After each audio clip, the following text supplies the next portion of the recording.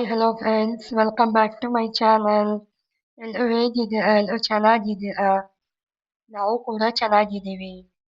So ಈ ಒಂದು blog ಏನಪ್ಪ ಅಂದರೆ, ನಮ್ಮ ಯಜಮಾನ್ರು ನಮ್ಮ ಅತ್ತೆ ಮಾವನ ಊರಿಗೆ ಹೋಗ್ತಾ ಇದ್ರು. ಆ ಒಂದು ವಿಡಿಯೋನ ನಾನು ಶೂಟ್ ಮಾಡಿ ಇಟ್ಕೊಳ್ಳಿ ಅಂತ ನಮ್ಮ ಯಜಮಾನ್ರಿಗೆ ಹೇಳಿದ್ದೆ. ಅವರು ಹೋಗೋವಾಗ ಎಲ್ಲ ಶೂಟ್ ಮಾಡ್ಕೊಂಡಿದ್ದಾರೆ. ಮನೆಯಿಂದ ಬಿಟ್ಟಿದ್ದು, ಮತ್ತೆ ರೈಲ್ವೆ ಸ್ಟೇಷನ್ಗೆ ಹೋಗಿದ್ದು, ಟ್ರೈನಲ್ಲಿ ಜರ್ನಿ ಮಾಡಿದ್ದು ಎಲ್ಲ ವಿಡಿಯೋ ಮಾಡಿಕೊಂಡು ಇಟ್ಕೊಂಡಿದ್ರು. ಈ ವಿಡಿಯೋ ಸ್ವಲ್ಪ ಕ್ಲಾರಿಟಿ ಇರೋದಿಲ್ಲ, ಯಾರು ಬೇಜಾರು ಮಾಡ್ಕೋಬೇಡಿ. ಸೊ ಇವರು ಎಲ್ಲಿಂದ ಎಲ್ಲಿಗೆ ಹೋಗ್ತಾ ಇರೋದಪ್ಪ ಅಂದರೆ, ಬೆಂಗಳೂರಿಂದ ಗುಲ್ಬರ್ಗಾಗೆ ಟ್ರಾವೆಲ್ ಮಾಡ್ತಾ ಇದ್ದಾರೆ. ಸೊ ಸೀದಾ ಯಶವಂತಪುರಕ್ಕೆ ಹೋಗಿ ಯಶವಂತಪುರದಿಂದ ಇಲ್ಲ ಸಾರಿ ಮೆಜೆಸ್ಟಿಕ್ಗೆ ಹೋಗಿ ಮೆಜೆಸ್ಟಿಕ್ಕಿಂದ ಟ್ರೈನ್ ಹತ್ಕೊಂಡು ಗುಲ್ಬರ್ಗಕ್ಕೆ ಹೋಗ್ಬೇಕು ಅಂತ ಹೋಗ್ತಾ ಇದ್ದಾರೆ. ನಾವು ಮದುವೆ ಆದಮೇಲೆ ಫಸ್ಟ್ ಟೈಮ್ ನಮ್ಮ ಯಜಮಾನ್ರು ಅವರ ಊರಿಗೆ ಹೋಗಿದ್ದು. ಸೊ ಟ್ರೈನ್ ಜರ್ನಿ ತುಂಬ ಚೆನ್ನಾಗಿರುತ್ತೆ. ಎಷ್ಟು ಚೆನ್ನಾಗಿರುತ್ತೆ ಅಂದರೆ ತುಂಬ ಚೆನ್ನಾಗಿರುತ್ತೆ. ನಾನು ಎಲ್ಲಿಗೂ ಟ್ರೈನ್ ಜರ್ನಿ ಮಾಡಿಲ್ಲ. ಸೊ ನೋಡ್ಬೋದು, ಸ್ವಲ್ಪ ವಿಡಿಯೋ ಕ್ಲಾರಿಟಿ ಇರೋದಿಲ್ಲ. ಸೊ ನಮ್ಮ ಸಬ್ಸ್ಕ್ರೈಬರ್ಸು ಇದನ್ನು ನೋಡ್ತೀರಾ ಅಂತ, ಈ ಒಂದು ವಿಡಿಯೋನ ನೋಡಿ ಸಪೋರ್ಟ್ ಮಾಡ್ತೀರಾ ಅಂತ ನಾನು ಅನ್ಕೋತೀನಿ. ಸೊ ಇದು ರೈಲ್ವೆ ಸ್ಟೇಷನ್ನಲ್ಲಿ ಟ್ರೈನ್ ಮೂವ್ ಆಗ್ತಾ ಇದೆ ನೋಡಿ. ಸೊ ನಮ್ಮ ಅತ್ತೆನ ಮಾವ ಎಲ್ಲ ಬಂದಿದ್ರು ನಮ್ಮನೆಗೆ ಬಂದು ನಮ್ಮನ್ನೆಲ್ಲ ನೋಡಿಕೊಂಡು ಹೋದರು. ಸೊ ನಮ್ಮದು ಬಂದು ಲವ್ ಮ್ಯಾರೇಜು. ಅದರಿಂದ 6 ವರ್ಷ ಆಗಿತ್ತು ಊರ ಕಡೆ ಹೋಗಿ. 6 ವರ್ಷ ಆದಮೇಲೆ ಇದೇ ಫಸ್ಟ್ ಟೈಮ್ ನಮ್ಮ ಯಜಮಾನ್ರು ಊರಿಗೆ ಹೋಗಿರೋದು. ಸೊ ಬೆಳಗ್ಗೆನೇ ಹೋಗೋರೆ, ಒಂದು 7-7:30 ಜನ ರೀಚ್ ಆಗೋರೆ. ಇನ್ನು ಬೇಗನೆ ರೀಚ್ ಆಗಿರಬೇಕು.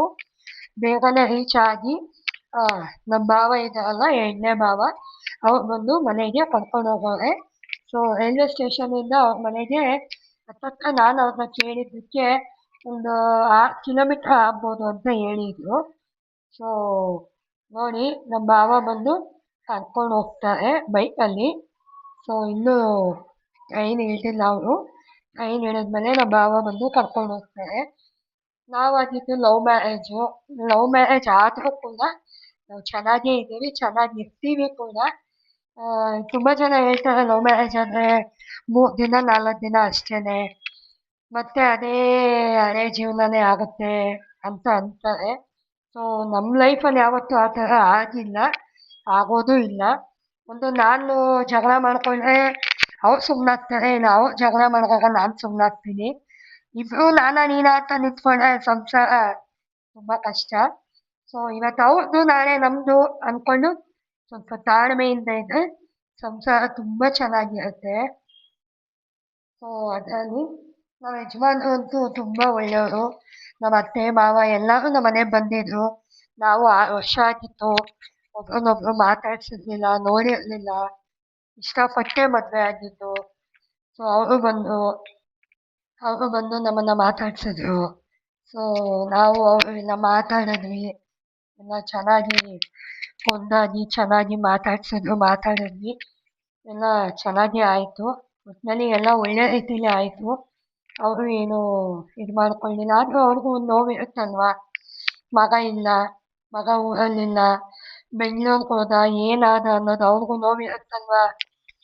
ಸೊ ಏನು ಮಾಡೋಕ್ಕಾಗಲ್ಲ. ಮದುವೆ ಆಗಿದ್ದಕ್ಕೂ ನಾವು ಚೆನ್ನಾಗಿದ್ದೀವಿ. ಸಾಯೋವರೆಗೂ ನಾನಂತೂ ನಮ್ಮ ಯಜಮಾನ್ರ ಕೈ ಬಿಡಲ್ಲ, ಅವರು ನನ್ನ ಕೈ ಬಿಡಲ್ಲ ಅನ್ನೋ ನಂಬಿಕೆ ನನಗಿದೆ. ಮತ್ತು ನಮ್ಮ ಅತ್ತೆ ಮಾವ ಎಲ್ಲ ತುಂಬ ಒಳ್ಳೆಯವರು. ಯಾವ ತಂದೆ ತಾಯಿನೂ ಮಗನ್ನ ಬಿಟ್ಟು ಇರೋದಿಲ್ಲ. ಅವ್ರಿಗೂ ಭಯ ಇರುತ್ತೆ, ನನ್ನ ಮಗ ಎಲ್ಲೋನೋ, ಏನಾದನೋ, ಎಲ್ಲಿದ್ದಾನೋ, ಹೆಂಗಿದ್ದಾನೋ. ಬೆಂಗಳೂರು ತುಂಬ ದೊಡ್ಡದು, ಅಂಥ ದೊಡ್ಡ ಬೆಂಗಳೂರಲ್ಲಿ ನನ್ನ ಮಗ ಎಲ್ಲಿದ್ದಾನೋ ಅಂತ ಅವ್ರಿಗೂ ಯೋಚನೆ ಇರುತ್ತೆ. ಸೊ ನಮ್ಮ ಅತ್ತೆ ಮಾವ ತುಂಬ ಒಳ್ಳೆಯವರು, ಹಳ್ಳಿಯವರು, ತುಂಬ ಒಳ್ಳೆಯವರು. ನಾನು ನಮ್ಮ ಅತ್ತೆ ಮಾವನ್ನ ಹೊಗಳ್ಬೇಕು ಅಂತ ಹೊಗಳ್ತಾ ಇಲ್ಲ, ಅವ್ರು ಮಾತಾಡೋ ರೀತಿನೇ ಹೇಳ್ಬೋದು.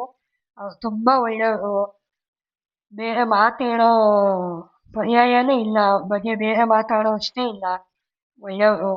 ನಾನು ಫಸ್ಟ್ ಟೈಮು, ನನಗೂ ತಂದೆ ತಾಯಿ ಇಲ್ಲದೆ ಇರೋ ಕಾರಣಕ್ಕೆ ನನಗೆ ತುಂಬ ಬೇಜಾರಾಯಿತು. ನಮ್ಮ ಅತ್ತೆ ಮನೆ ಒಳಗಡೆ ಬಂದು ಹತ್ತಾಗ ನನಗೆ ತುಂಬಾ ಬೇಜಾರಾಯಿತು. ತುಂಬಾನೇ ನೋವಾಯ್ತು. ನಾನೇ ತಂದೆ ತಾಯಿಯಿಂದ ಮಗನ್ನ ದೂರ ಮಾಡೋದ್ನ ಅಂತ ನನಗೆ ಅನ್ನಿಸ್ತು. ಏನು ಮಾಡೋಕ್ಕಾಗಲ್ಲ. ಆ ಒಂದು ಟೈಮಲ್ಲಿ ಏನಾಗುತ್ತೆ ಅನ್ನೋದು ಯಾರ ಕೈಯಲ್ಲೂ ಇರಲ್ಲ ಅಲ್ವಾ? ಸೊ ಇಷ್ಟಪಟ್ಟು ಆಗಿದ್ದಕ್ಕೂ ಚೆನ್ನಾಗಿರ್ಬೇಕು, ಚೆನ್ನಾಗಿ ಬದುಕಿ ಬಾಳಿ ತೋರಿಸ್ಬೇಕು. ಇದು ನಮ್ಮ ಅತ್ತೆ ಮನೆ. ಇದು ಉದ್ದುದ್ದ ವಿಡಿಯೋ ಮಾಡಿದ್ದಾರೆ ನಮ್ಮ ಯಜಮಾನ್ರು. ಅಡ್ಡ ವಿಡಿಯೋ ಮಾಡಿಲ್ಲ, ಉದ್ದ ವಿಡಿಯೋ ಮಾಡಿದ್ದಾರೆ. ಸೊ ಸ್ವಲ್ಪ ಅಡ್ಜಸ್ಟ್ ಮಾಡಿಕೊಂಡು ನೀವು ನೋಡಿ. ಸೊ ಎಲ್ಲರೂ ಬಂದಿದ್ರಂತೆ, ಎಲ್ಲರೂ ಸಿಕ್ಕಿದ್ರಂತೆ, ಎಲ್ಲರೂ ಬಂದು ಮಾತಾಡ್ಸಿದ್ರಂತೆ, ಎಲ್ಲರೂ ಬಂದು ಮಾತಾಡಿಸಿ ಎಲ್ಲರೂ ವಿಚಾರಿಸಿದ್ದಾರೆ. ಇದು ನಮ್ಮ ಅತ್ತೆ ಮನೆ. ಚೊಕ್ಕದಾಗಿ ಇದೆ. ಎಷ್ಟಿದ್ರೆ ಏನು ಮನುಷ್ಯನಿಗೆ, ನಮ್ದು ಅಂತ ಇದ್ರೆ ಅಷ್ಟೇ ಸಾಕಲ್ವಾ? ನಮ್ಗೆ ಅಷ್ಟೇ ಬೇಕು, ಇಷ್ಟೇ ಬೇಕು ಬೇಡ. ನಮ್ಗೆ ಎಷ್ಟಿದೆಯೋ ಅಷ್ಟೇ ಸಾಕು. ಇದು ನಮ್ಮ ಅತ್ತೆ ಮನೆ. ಇಷ್ಟೇ ಇರೋದು. ಸೊ ಹಸು ಕರು, ಇದು ಹಸು, ಇದು ಕರು ಇದೆ.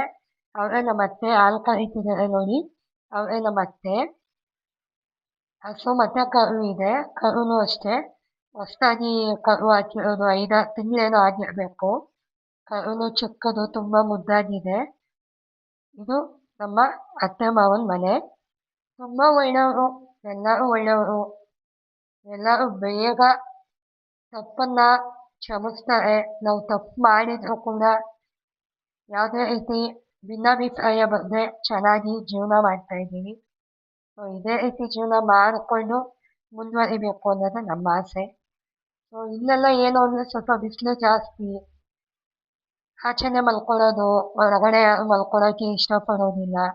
ನಮ್ಮ ಅತ್ತೆ ಹಾಲು ಕರೀತವ್ರೆ, ನಮ್ಮ ಯಜಮಾನ್ರು ಕರು ಹಿಡ್ಕೊಂಡು ಕೂತವ್ರೆ, ಅಲ್ಲ ನಿಂತವ್ರೆ. ಇದು ಈಚೆಗಡೆ ಜಾಗ. ಇದಾಗಿತ್ತು ಇವತ್ತಿನ ವಿಡಿಯೋ. ಯಾರೆಲ್ಲ ಹೊಸದಾಗಿ ನನ್ನ ಚಾನಲ್ನ ಫಸ್ಟ್ ಟೈಮ್ ನೋಡ್ತಾ ಇದ್ದೀರಾ, ದಯವಿಟ್ಟು ಸಬ್ಸ್ಕ್ರೈಬ್ ಮಾಡ್ಕೊಂಡು ನೋಡಿ. ಇಷ್ಟ ಆದರೆ ಪ್ಲೀಸ್ ಒಂದು ಲೈಕ್ ಮಾಡಿ, ಶೇರ್ ಮಾಡಿ, ಕಾಮೆಂಟ್ ಮಾಡಿ. ಯಾವ ಥರ ವಿಡಿಯೋಸ್ ಬೇಕು ಅಂತ ನನಗೆ ಕಾಮೆಂಟ್ ಮಾಡಿ ಹೇಳಿ. ಈ ಒಂದು ವಿಡಿಯೋ ನಾನು ಏನಕ್ಕೆ ಹಾಕಿದ್ದೀನಪ್ಪ ಅಂತಂದರೆ, ಒಂದು ಮೆಮೊರಿಗೆ ನನ್ನ ಒಂದು ಚಾನಲಲ್ಲಿ ಇರಲಿ ಅಂತ ಒಂದು ಮೆಮೊರಿಗೋಸ್ಕರ ನಾನು ಹಾಕಿದ್ದೀನಿ. ನಮ್ಮ ಯಜಮಾನ್ರು ಇಲ್ಲಿಂದ ಅಲ್ಲಿಗೆ ಹೋಗಿದ್ದಾರಲ್ಲ, ಆ ಒಂದು ಶ್ರಮಕ್ಕಾದರೂ ನಾನು ಹಾಕ್ಲೇಬೇಕಲ್ವಾ?